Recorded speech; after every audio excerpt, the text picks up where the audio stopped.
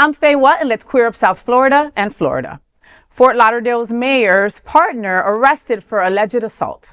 The live-in partner of Fort Lauderdale's mayor, Dean Trantalis, was arrested on Tuesday, accused of physically assaulting the mayor and dragging him across the road last week.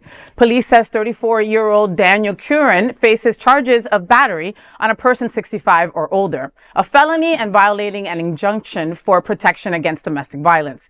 Curran had lived with the 72-year-old mayor since March 2025. In September, Trantalis obtained a restraining order against Curran after alleged violent threats. Despite that order, the mayor later allowed him back, hoping Curran would seek counseling and attempt to better himself. The affidavit says the latest attack happened Saturday when Curran pushed and dragged Trantalis about 15 feet, injuring his wrist, leg, and knee. Curran also allegedly took the mayor's keys. Trantalis testified Friday saying, quote, "I thought maybe there was some way to rehabilitate Danny, and I failed at that. He threw me to the ground," end quote. Curran's attorney called the incident self-inflicted. A judge has set bond at $6,000 and ordered no contact with the mayor. An emergency court hearing for a permanent restraining order is scheduled later this week. The incident draws attention to relationship abuse that can affect LGBTQ plus couples. You know, this story is not easy. I consider Dean Trantalis a colleague and someone who has led Fort Lauderdale in such an incredible way. I work in Fort Lauderdale. I spend my money in Fort Lauderdale. Fort Lauderdale is ingrained in my everyday. And yes, the mayor is the mayor first, okay? And he does that job splendidly. But just like any of us in any kind of relationships, that things happen. You know, there are three sides to the story, and we don't know exactly what happened behind closed doors. I don't think that domestic assault is right or correct. It's a very sad state of affairs. I have been, let's just say that LGBTQ plus people, we love passionately and we love really hard. And unfortunately, there's a line that gets blurred sometimes, and he stepped over it, and he shouldn't have. And you know, it's a hard story to talk about just because of how I feel about Dean, right? And I've heard the horrible things that people have put online because people are horrible, you know, and I doubt that it's something that's going to be finished or taken care of tomorrow, you know. Toxic relationships, I don't know anybody who hasn't been in one, you know, and unfortunately you make some choices that affect your livelihood. You know, this story could be way worse. And unfortunately, I mean, we're telling it because Fort Lauderdale, this made national news. Okay. It was in the New York Post. All right. That Fort Lauderdale's mayor was assaulted by his partner. You know, it's not a good look for us. It doesn't look good. It doesn't feel good. I don't like to read the story.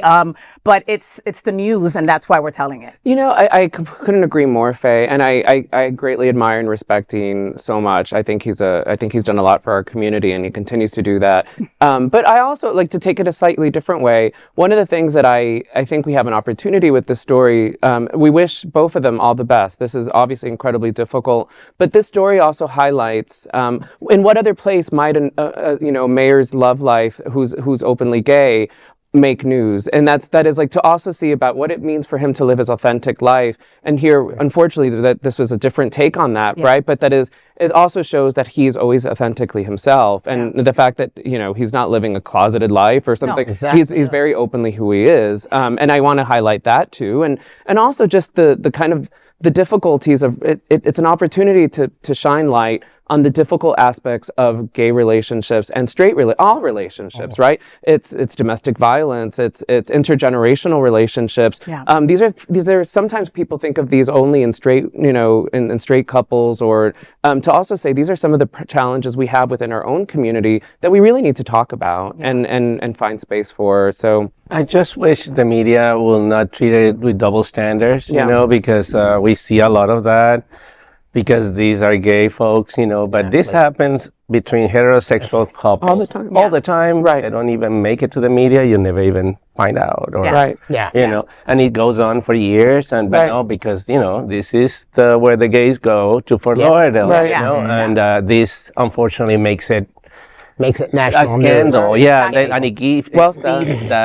feeds that storyline that we don't want, that narrative that we are not fit for a stable relationships and partnership, and that's what I don't like about this. That is the double standard. Yeah, no, I agree, and probably many people like I was trolling, right? The comments and stuff like that on Facebook that people were writing when another local news outlet posted the story, and like you said, those comments would not be there if it was a straight couple, right? If it was, it just wouldn't be, you know, talking horrible things about the age gap, and that they call like our community is all toxic all the time, and that's not the case, Trini? Well, I mean, it's obviously an awful thing to happen. I mean, in public or in private. I grew up in domestic abuse, and it's scarred me my whole life.